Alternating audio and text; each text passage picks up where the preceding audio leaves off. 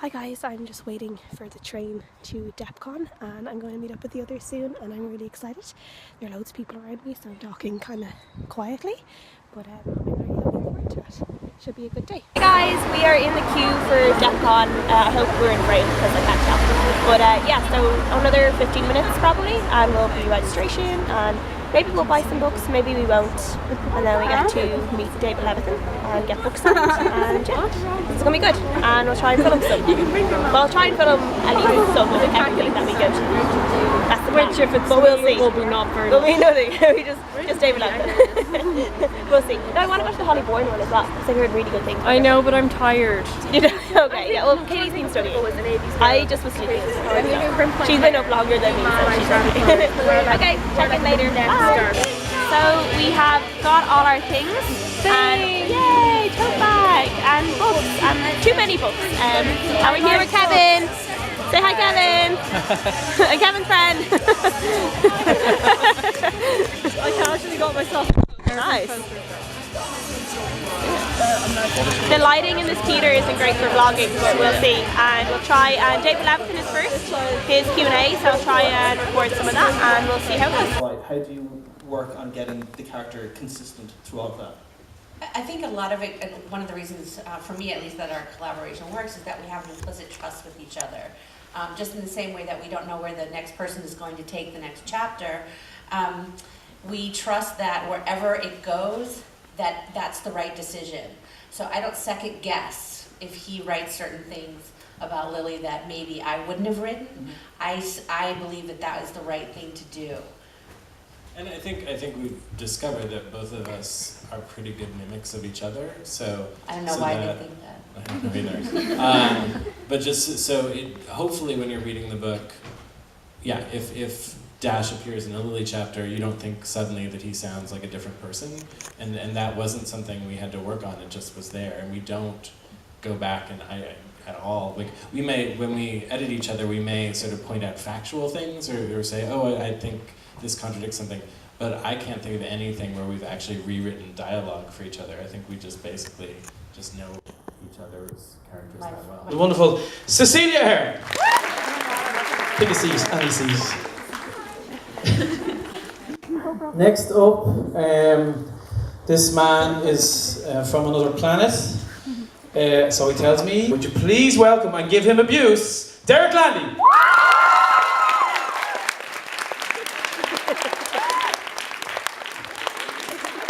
That was a fine entrance. Have you got curtains in your house? Because that was very professional there. And finally, another young man. He's be careful. He's very nervous backstage. You may remember him from such hits.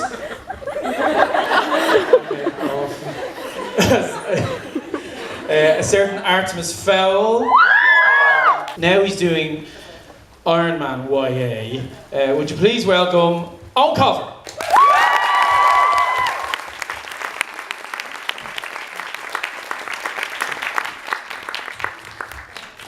Take a seat.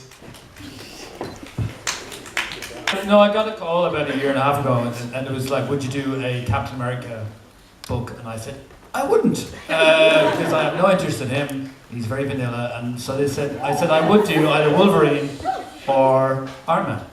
And they said, okay, you do Iron Man. And so I decided then he'd have to come to Ireland and be humiliated, as we all do. And so he comes over here, gets slagged, blows up a few buildings. It's very technical. My daughter thinks that my husband looks like Robert Downey Jr. Okay. So a couple of years ago she told him this and he said, that's because he is Iron Man. Oh. And so you're going to have to tell her that he is. Okay. And you're going to have to give all the stuff that you have. All the, what do you call it?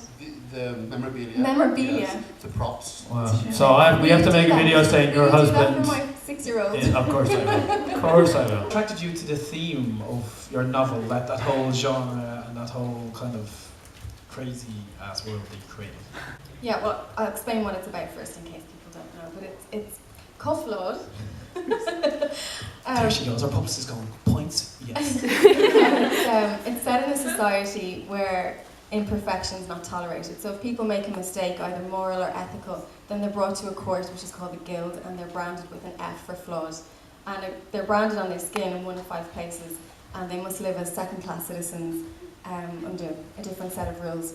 And it's about a 17-year-old called Celestine North, who is a perfect girl, but she makes a decision which sees her deemed flawed. And so the novel is about her going from perfect to imperfect, and how it affects her family and her friends and everything like that. So that out of the way.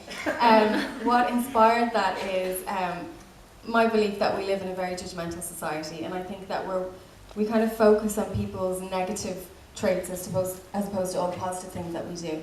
And also we are a society that publicly shames people and give people very little opportunity to move on and have a second chance. And it was kind of really irritating me. I kept seeing how people's lives are being ripped apart by this one mistake that they made, or this one decision, or this one thing that they did that society deemed as a mistake. Like telling your daughter you're Iron Man. That kind of thing. So it just came from my frustrations, really, with opening the paper and seeing, well, who are we picking at today? They've been critically acclaimed, they've been translated, and they're just so funny and moving and wonderful, and yeah, Holly Bourne. And then secondly, Juno Dawson is the multi-award-winning author of 6 novels for young adults. She has written a World Book Day title, so have you, and I have notes. There is a tiny little clock, you're right. Yeah, I'm excited. It's very Alice in Wonderland. So it'll start spinning now in a second. The reason I love your book so much is because, you know, it deals with some big, stonking, sexist, misogynist horror.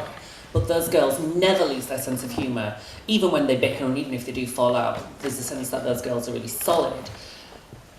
I think the book awards, since the dawn of the book award, have always favoured a certain type of book, and I think that's true of adult books, I think it's true of children's books. You know, I don't remember the last time a humorous book won or was even nominated within sniffing distance of, say, the Man Booker.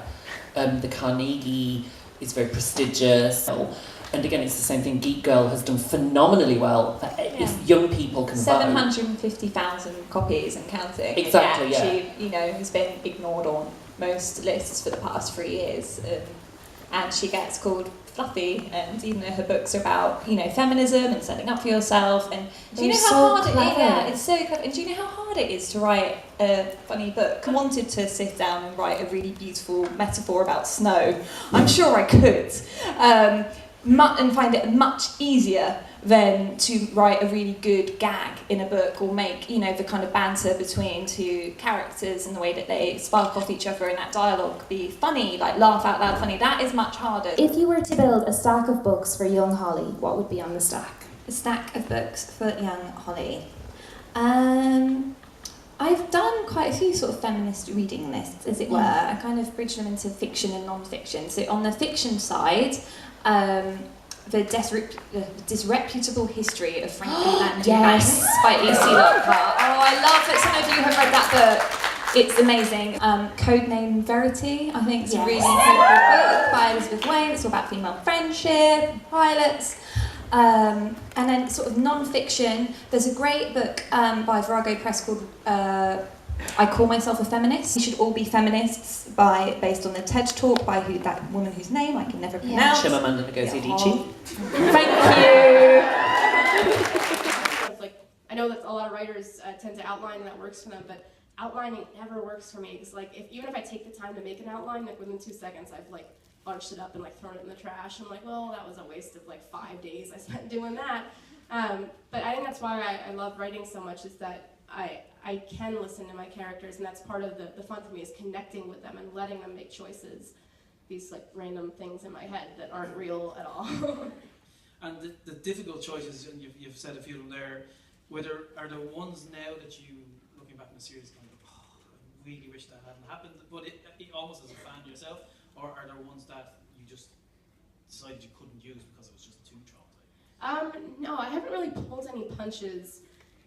But with there's one thing that I regret, with the series, and there's like this poor like anonymous dog who dies in front of glass, and I wish that dog didn't die. I love animals, but like dogs are my favorite. Hi guys, I am just home from Deptcon now and it's pretty late. Yes, I have my cup of tea here. I'm gonna get ready for bed, but I wanted to show some of the stuff that I got today so I can show you all my swag and all my books that I got that I, you know, don't really need, but I bought anyway. So first off, I got a tote bag, as you can see, so it's Deptcon 2, and this is like packed with stuff, so I'm just gonna take all of this out here.